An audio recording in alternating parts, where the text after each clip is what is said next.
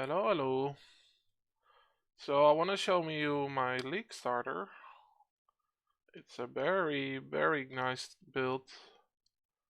It's Exanguinate, stacking life and going Cyan. So the, the idea is pretty straightforward. It's Gladiator plus Necromancer, and that's for the block. And what I did with this build is I scaled a lot of increased duration.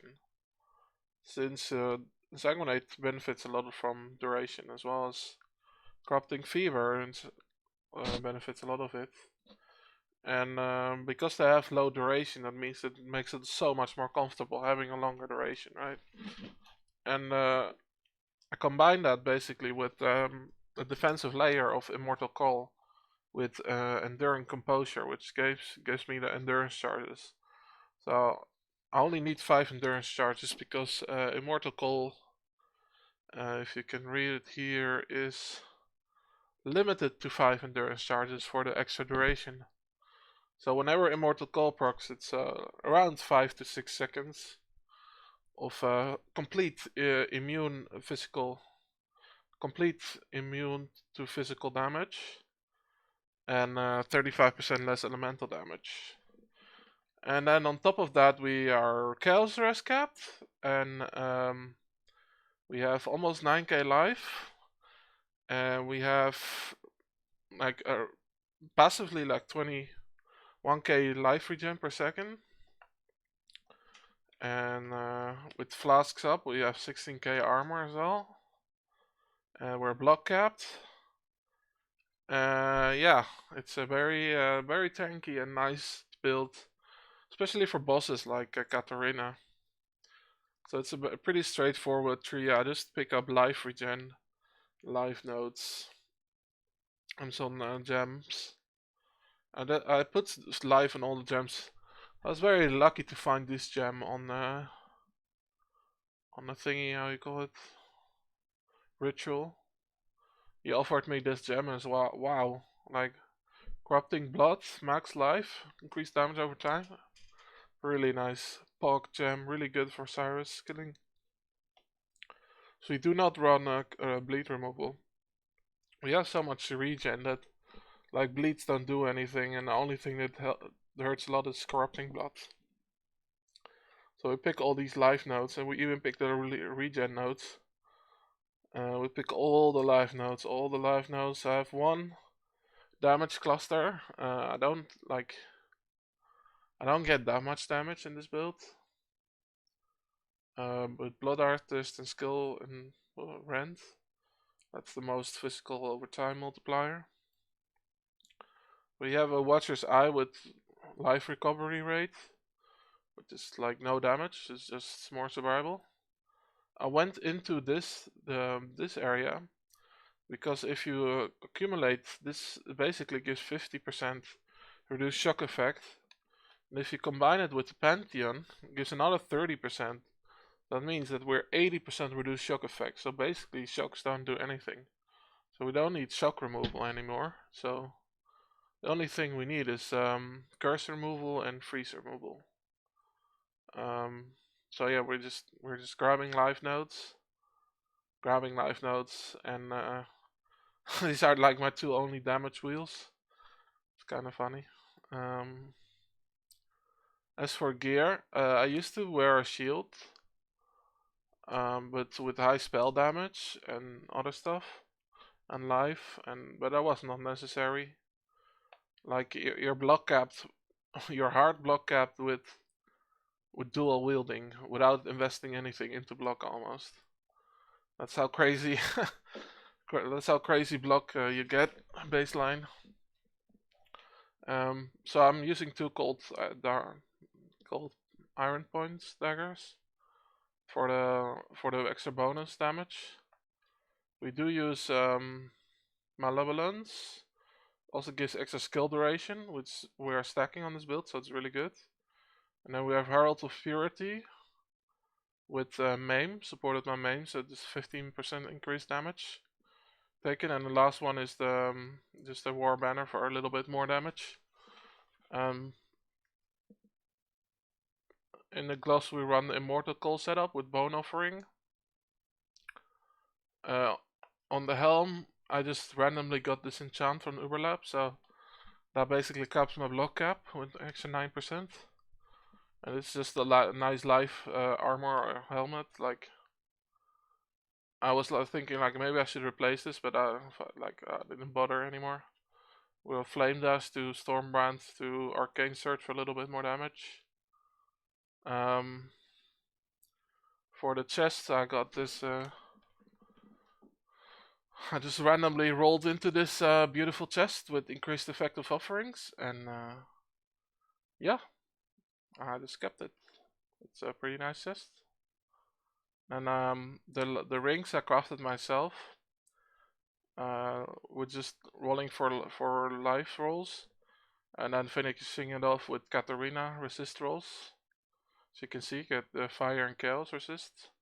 Get a lot of chaos resist and life from our rings. Is very nice. The amulet is just +1 all physical and all strength, and this is just a lot of damage and some resists on this neck. I don't have any life on it. The problem with getting life is that you need to fill the prefix, and that's really hard to get a proper awakener orb, so I didn't bother with it. Like, I'm good on life. Put it that way. The boots I basically bought. There's just life, strength, and resists. There's nothing to these boots. And then, funnily enough, the belt.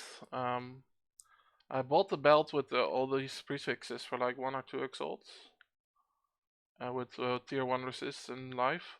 And it had really shitty other suffixes. So I kept all prefixes and reroll suffixes.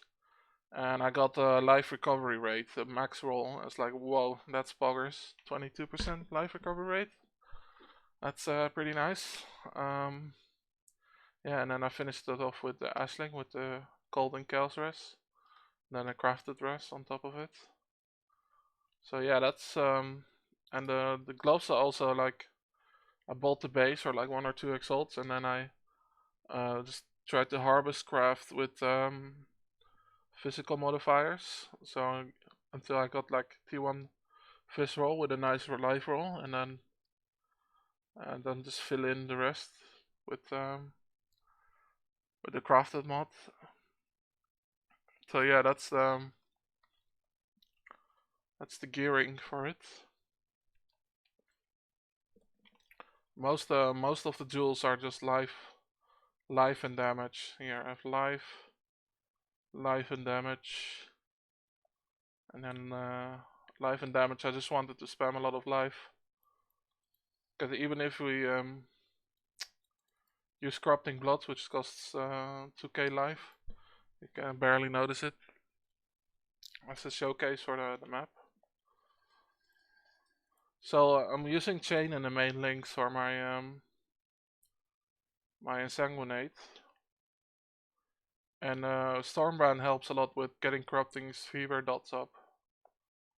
And then for single target bosses, you just swap on chain for swift deflection. I also like randomly like Volt and power level 4. So I replaced that with cruelty, because it's just more consistent than cruelty. And I just want to show that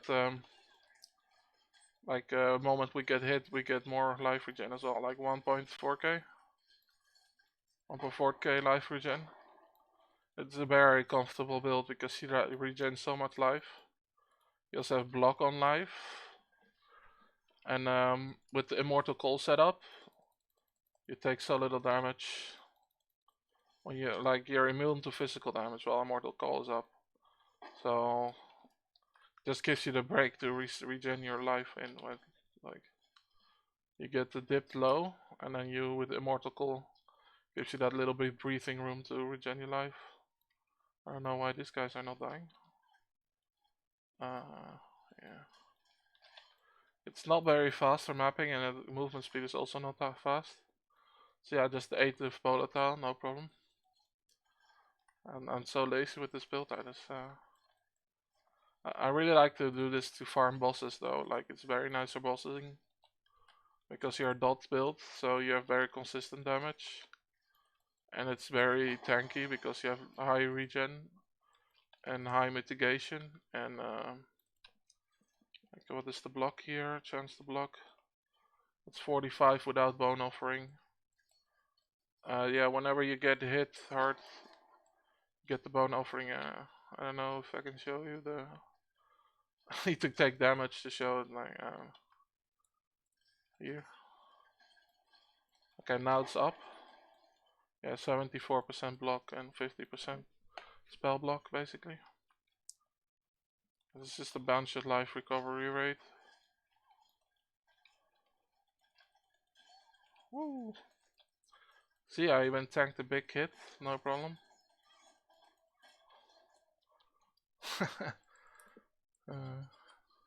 You can still get one shot if you're tanking something stupid, of course.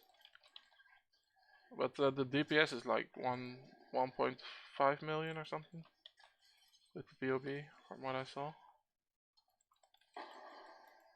The tooltip thing on this is 200k something. That's max level stuff.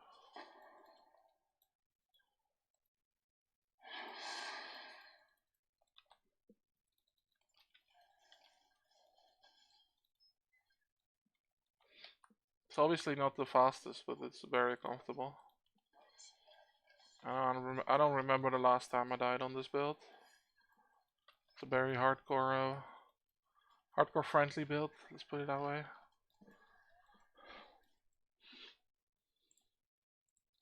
Although you can fail to ruin because blocking attacks don't count as avoiding attacks.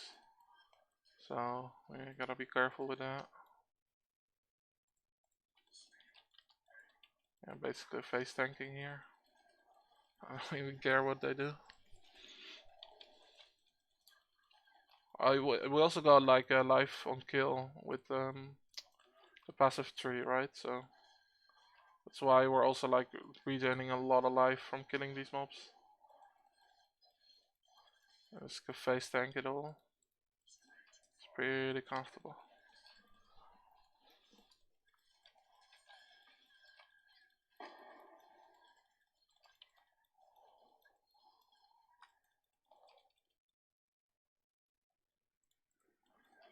Well, because we're a Chaos RS capped, also the miasma does almost nothing. Because we have a lot of life regen, so you can barely notice anything. Yeah. I think that's most of the map cleared. Missing here. Okay.